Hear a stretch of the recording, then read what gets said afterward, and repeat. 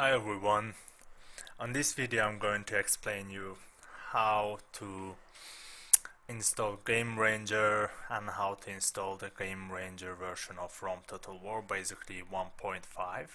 So I'll be just guiding you through all the steps that you need to take. So you'll need to have the ROM Total War files, which is available on my Google Drive. I'll put the link in the description. Perhaps it will be on your screen, it will be shown like this. All you can do is just right click on it and download it, or if it doesn't work or if it just shows you all these files separately, then you'll just need to download them one by one. The files aren't really large, so it won't take you much time. I've already gone ahead and downloaded the files, so it's right here. And also you'll need to have the Power ISO. This is the application that we'll be using in order to install these files of the ROM Total War.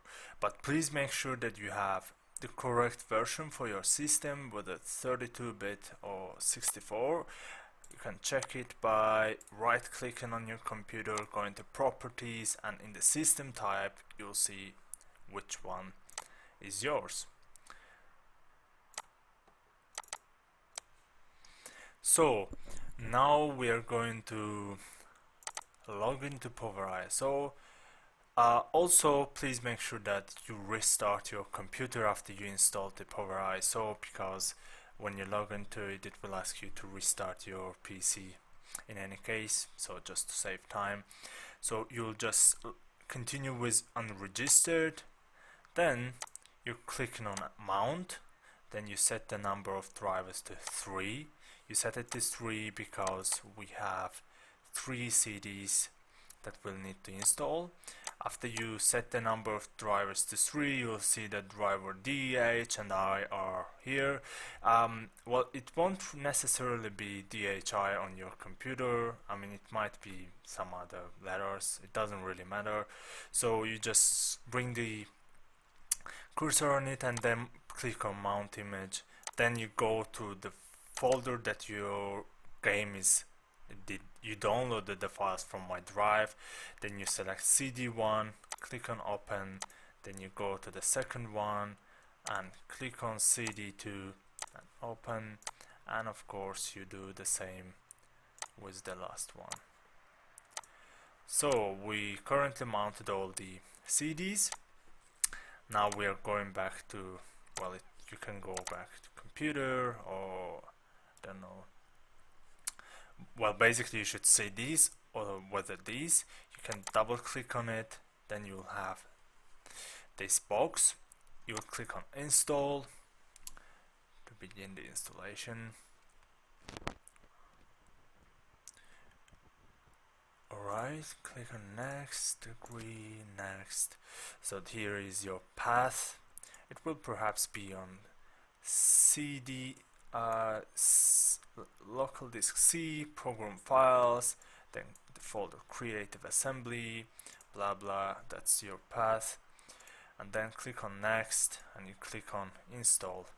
You'll have this, but we don't really need it, the GameSpy. So I'll pause the video here. The process will continue until it will ask us to insert CD2. I'll just pause the video here. Alright, here it asks us to insert disk 2. We click on browse, then we go down and find the CD2, click on OK, then click on OK, and so we'll wait again for these to ask us to insert disk 3. Here it is, it asks for the disk 3. Basically we do the same. Browse, select CD3, click OK and let it continue. Here it is, we're done with the installation of the third CD. Now it asks if we want to create a shortcut on Windows or not, desktop. Well, I prefer yes. I will just click on yes and then I'll click on finish. So theoretically we have the game, but some more steps to do.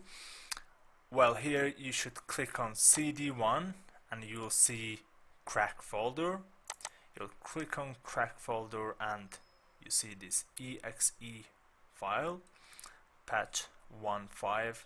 Just run it, select the language you want, then click on next, next, agree, next, and let it install. That's it. We have the game, and the last thing, we select the exe file for the ROM Total War, we copy it, we go to the folder of the creative assembly, we had it on C, program files, and here it is, and we paste it and replace. So guys, that's it.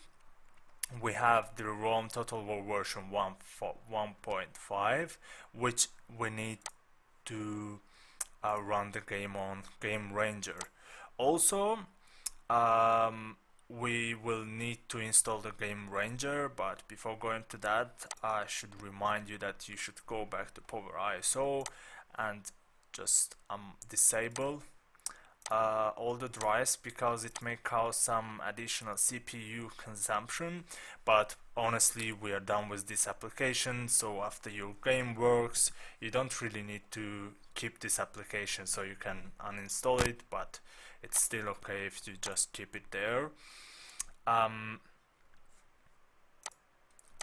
now I'll just run the GameRanger. I'll also put down the link for you to install the GameRanger. The GameRanger is free platform. It's like Steam, which will allow you to play the multiplayer games, and it's how it looks. You have the friends, these are the hosted games, blah blah. So whether you join any of the already hosted game or you just host one, here you just put the maximum number of the players you want in your game, then you put some name, then you just put some password, and then click OK, then continue. So your room is hosted now. So when you log into your room, you should do something like you should give GameRanger the correct path to your game, the 1.5.